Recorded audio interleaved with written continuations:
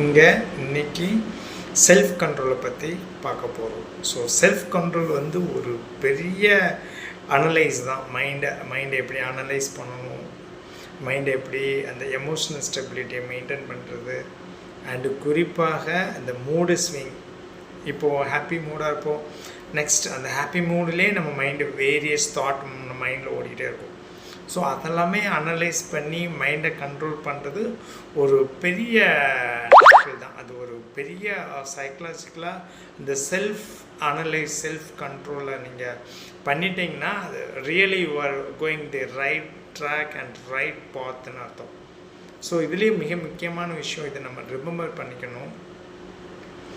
If you more ஒரிங்னு வச்சுக்கோங்களேன், அந்த attract வந்து ஒரி ரிலேட்டடாகவே இருக்கும். நீங்கள் ரொம்ப ஃபியரோடு இருக்கீங்க, பயத்தோடு இருக்கீங்க, ஒரு மனப்பதட்டத்தோட ஆன்சைட்டி ஸ்டேட்டில் இருக்கீங்கன்னா, ஸோ நெக்ஸ்ட் நீங்கள் செய்ய போகிற காரியம் அந்த அட்ராக்டிவ்னஸ் எல்லாமே ஆன்சைட்டி ரிலேட்டடாகவே முடிஞ்சிடும். So if you love more joy and happiness அதுனா அது இன்னும் கொஞ்சம் அன்பு, ரொமான்ஸ் அது ரிலேட்டடாக அட்ராக்டிவ்னஸ் இருக்கும். ஸோ இப்போ இது எல்லாமே வந்து செல்ஃப் கண்ட்ரோல் செல்ஃப் அனலைசிஸில் தான் வருது. ஸோ செல்ஃப் கண்ட்ரோலுங்கிறது ஒரு பெரிய ஸ்ட்ரென்த்தன் ஹியூமனுக்கு.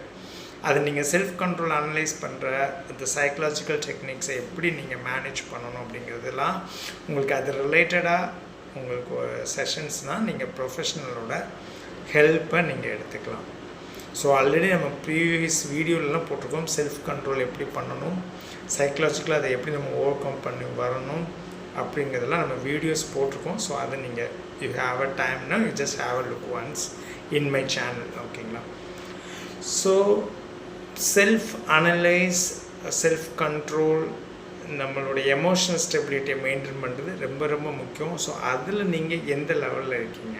சிலவங்க இம்மிடியேட்டாக வெண்ட் அவுட் ஆகிடுவாங்க, சிலவங்க ஸ்ட்ரெயிட் ஃபார்வர்டாக பேசுவாங்க, சிலவங்க உள்ள ஹைடாக உள்ளே வச்சு ஏதாவது ஒரு விஷயத்தில் வெளிக்காட்டுவாங்க, சிலவங்க ஸ்ட்ரெயிட் பட்னு டேரெக்டாக பேசிட்டு போயிடுவாங்க, உள்ளே எதுவுமே வச்சுக்க மாட்டாங்க. ஸோ இதில் நீங்கள் எந்த கேட்டகரியில் வரீங்க.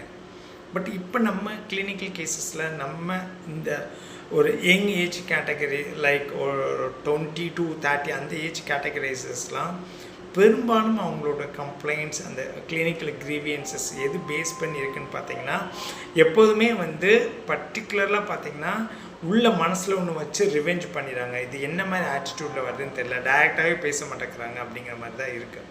ஸோ நீங்கள் எந்த கேட்டகரியில் வரீங்க அப்படிங்கிறத கமெண்ட் பாக்ஸில் கமெண்ட் பண்ணலாங்க. தேங்க்யூ.